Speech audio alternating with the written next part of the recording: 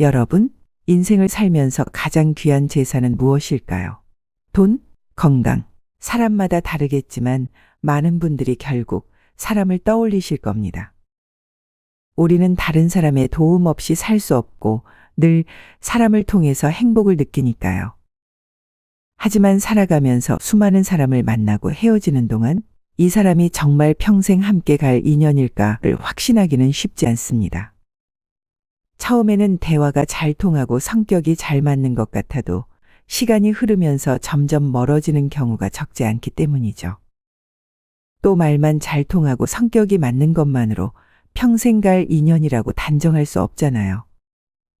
그래서 오늘은 인간관계 연구 결과와 노후를 보내고 계시는 분들의 경험을 통해 진짜 평생 갈 인연을 알아보는 특별한 방법 7가지를 소개해 드리려 합니다. 혹시 이 7가지 특징을 들으시면서 주변에 어떤 사람이 떠오른다면 그 사람은 정말 평생 인연일지 모르니 꼭 놓치지 마시길 바랍니다. 시작하기 전에 주제가 마음에 드신다면 구독과 좋아요 클릭 한 번씩 부탁드립니다.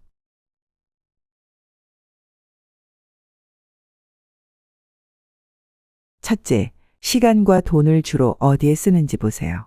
평생 갈 인연은 시간과 돈 쓰는 방식이 비슷합니다. 어떤 친구는 만날 때마다 오늘은 좋은 데로 가자. 하며 비싼 식당만 찾습니다. 또 어떤 친구는 굳이 비싼 데 갈 필요 있나? 맛있고 싼 데로 가자. 라며 가성비를 가장 중요하게 생각합니다.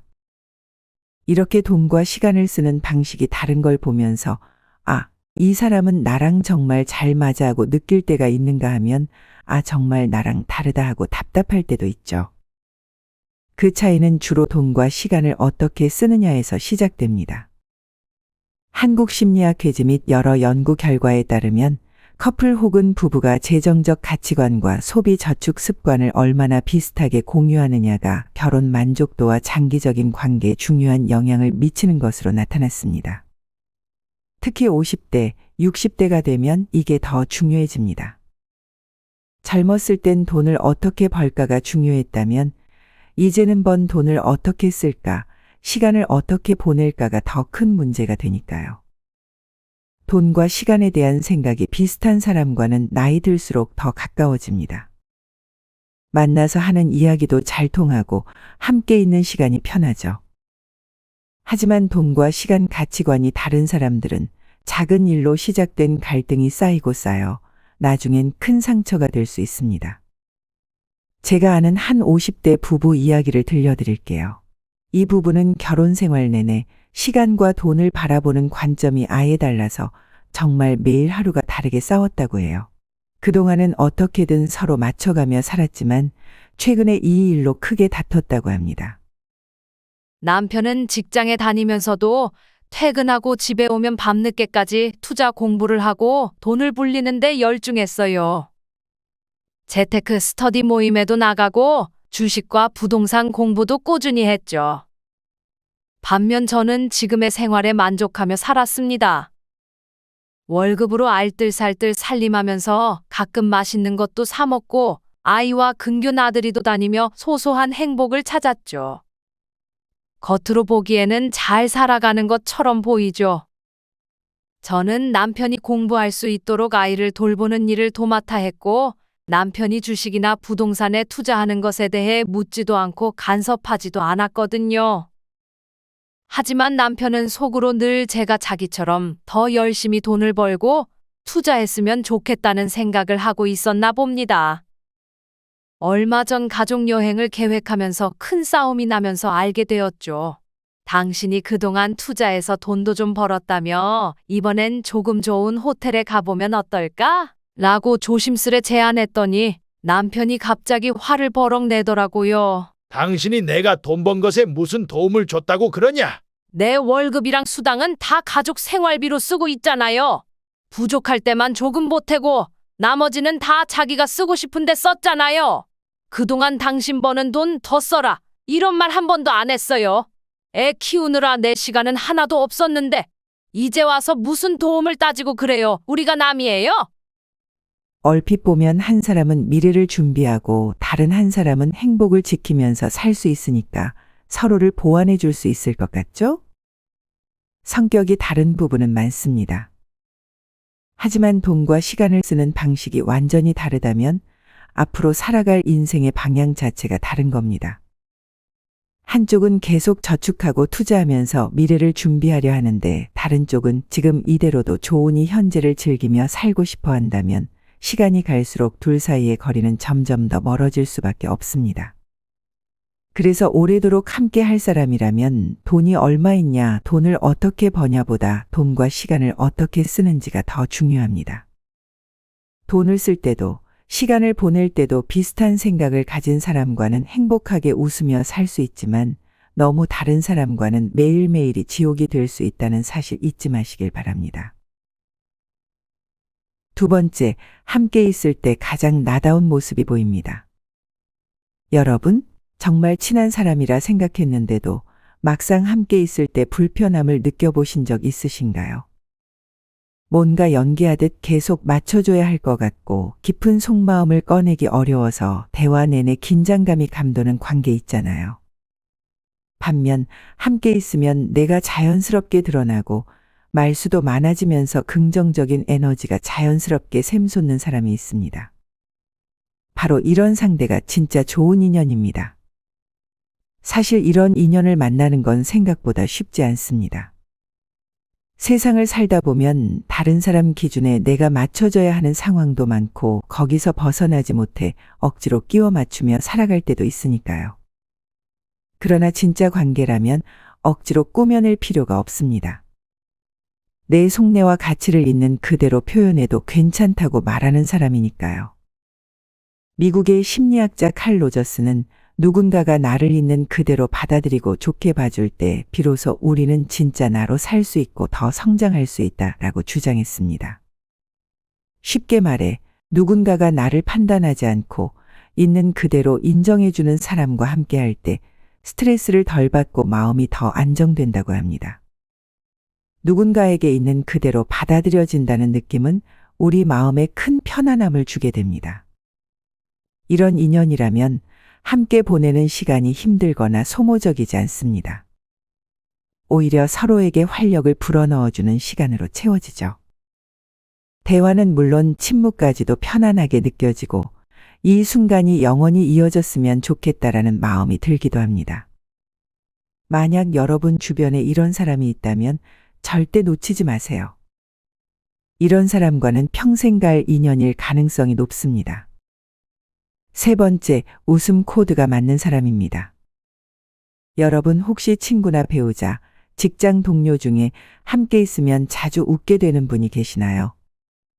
억지 미소나 예의상 웃음이 아니라 정말 마음 깊은 곳에서 깔깔대며 웃음이 우러나오는 사람 말이요.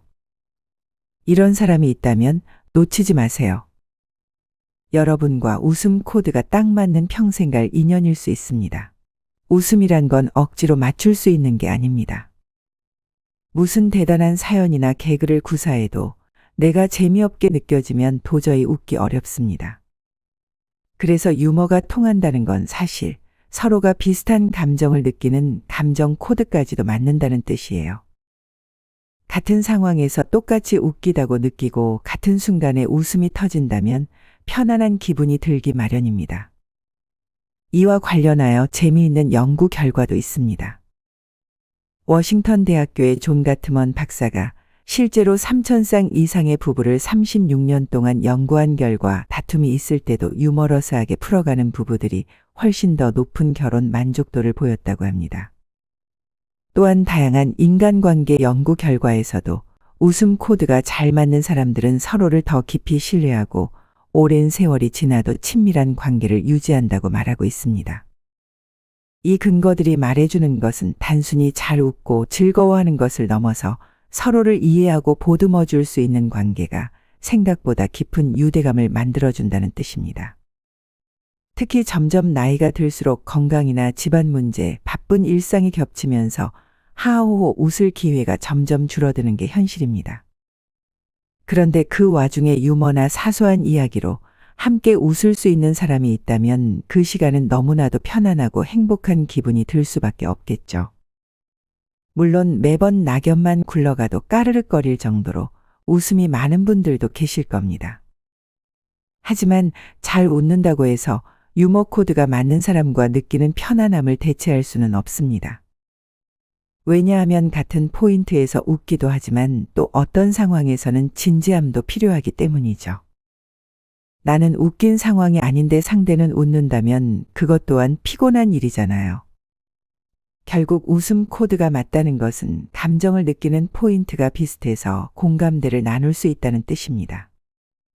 나와 같은 관점에서 웃어주고 울어주는 사람이 곁에 있다는 것 그 자체가 여러분 인생을 더 풍요롭고 빛나게 만들어줄 겁니다. 네 번째, 침묵 속에서도 전혀 어색하지 않습니다. 여러분도 이런 경험 있으시죠? 유독 누군가와 있을 때 침묵이 흐르면 어떻게든 대화를 이어가야 할 것 같고 괜히 몸이 뻣뻣해지는 것 같은 느낌이 들 때 말입니다.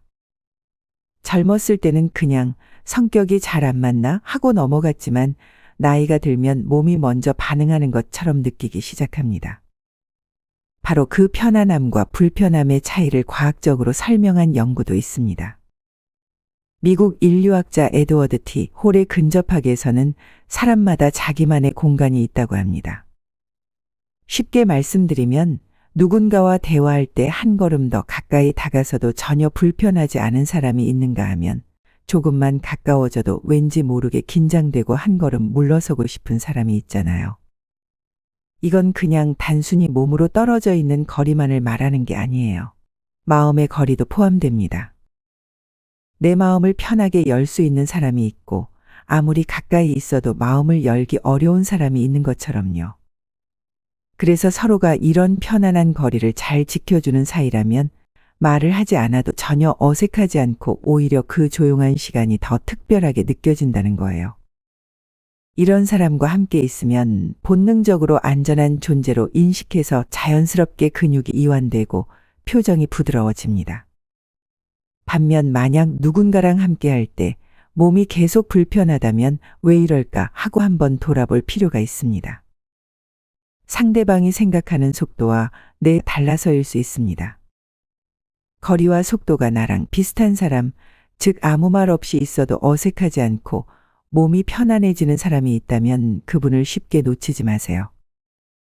그런 인연은 생각보다 흔치 않고 특히 인생 후반기로 갈수록 침묵이 즐거운 사람이야말로 평생 갈 인연이 될 사람일 수 있습니다. 다섯 번째, 어려울 때 도와주고 싶은 마음이 듭니다.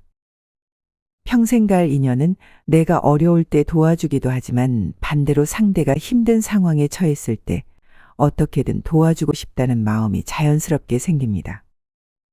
보통 어려울 때 주변 사람들의 반응을 보면 어떤 관계가 진짜인지 알게 되죠. 평소엔 친하게 지내던 사람도 막상 내가 어려워지면 곁을 떠나거나 슬그머니 연락을 끊는 경우가 흔합니다. 하지만 진정한 인연은 달라요. 나에게 이득이 없어 보여도 혹은 내가 손해를 보더라도 뭐라도 해줄 수 없을까라는 마음이 듭니다. 그게 정성이든 물질적인 지원이든 혹은 말없이 곁을 지켜주는 행동이든 말입니다. 다양한 연구 결과에서도 힘들 때 누군가 말없이 손을 잡아주면 정말 큰 위로가 되지만 내가 도움을 줬을 때 역시 그만큼의 행복을 느낀다고 해요. 이런 작은 도움과 진심 어린 마음이 오갈 때 서로를 더 믿고 의지하게 되고 그래서 그 관계가 평생 이어질 수 있다는 거죠. 쉽게 말씀드리면 힘들 때 서로 도와주는 경험이 쌓일수록 그 인연은 더욱 단단해진다는 겁니다. 마치 오래된 나무처럼 서로를 지켜주고 보살펴주는 과정에서 더 깊이 뿌리 내리는 거예요. 도와줘도 괜찮은 사람인지 도와주면 안 되는 사람인지 분별하는 신중함은 필요합니다. 평소 말과 행동에서 인성을 드러내는 사람이라면 힘든 상황에서도 자기 자신을 지키려 노력합니다. 막말을 하지 않고 남 탓으로만 돌리지 않으며 조금이라도 스스로 해결해 보려 애쓰는 모습을 보이죠. 이런 사람이라면 기꺼이 도와줄 만한 가치가 있습니다. 내가 힘이 닿는 만큼 도와줬을 때 그 은혜를 잊지 않고 더 깊은 관계를 맺게 될 가능성이 큽니다. 반대로 평소에도 쉽게 막말하거나 책임을 회피하며 타인의 헌신을 당연하게 여기는 사람이라면 어떨까요? 이런 불효와는 얽히지 않는 게 상책입니다. 설령 한 번쯤 도와줘도 어려운 상황이 다시 좋아지면 오히려 적반하장으로 나오거나 연락조차 피할 수도 있습니다.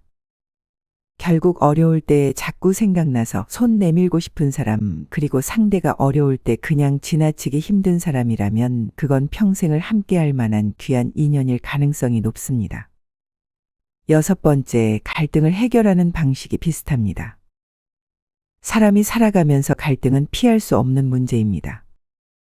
부부 사이건 친구 사이건 때로는 의견 충돌이 생기기 마련이죠. 이때 갈등을 어떻게 풀어나가는가는 그 사람과 계속 함께 해도 되는가를 결정 지을 만큼 중요한 부분입니다. 갈등의 해결 방식은 다양합니다. 대화를 통해 차분히 풀어가려는 사람이 있는가 하면 감정이 격해질 때마다 폭발해버리는 사람도 있죠. 또 언젠가 저절로 해결되겠지 하고 무작정 회피하는 경우도 있습니다. 문제는 갈등 해소 방식이 서로 전혀 맞지 않으면 사소한 일도 큰 싸움으로 번진다는 겁니다. 한 사람이 진지하게 대화하자고 해도 다른 한 사람은 굳이 그럴 필요 없어 하며 피하면 상처만 쌓이기 쉬워요. 스티븐 코비는 책 성공하는 사람들의 7가지 습관에서 상대를 먼저 이해하고 그 다음에 이해시켜라 라고 말합니다.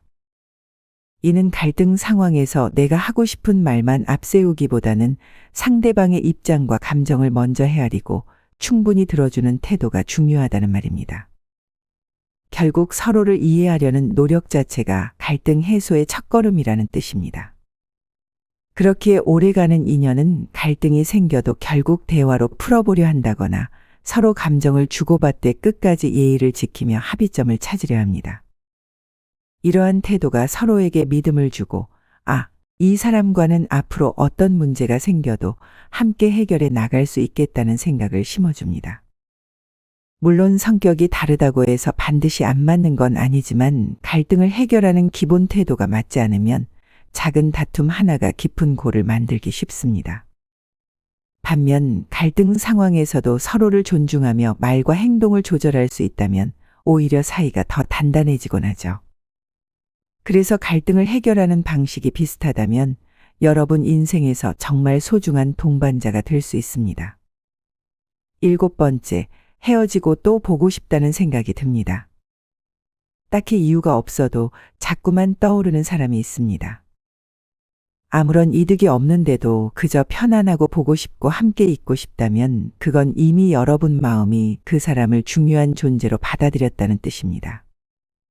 특히 나이가 들수록 우리는 점점 예전처럼 새로운 인간관계가 활발히 생기지 않고 필요한 모임이나 이미 잘 아는 사람들과만 어울리게 됩니다.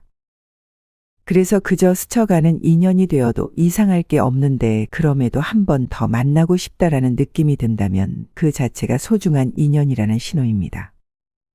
곰곰이 생각해보면 그 사람과 나 사이의 대화나 감정의 흐름이 유난히 잘 통했던 순간들이 있었을 겁니다. 그건 상대방과 내가 함께 있을 때 보완이 되거나 정신적으로 잘 맞는 관계라는 걸 몸이 본능적으로 느끼기 때문입니다. 결국 또 보고 싶다는 마음이 든다는 건 시간과 돈 그리고 감정까지 함께 나누고 싶은 사람이라는 뜻이기도 합니다. 여러분의 삶에서 이런 사람이 떠오른다면 망설이지 마세요. 작은 연락이라도 먼저 건네보면 뜻밖의 따뜻한 시간이 이어질지 모릅니다.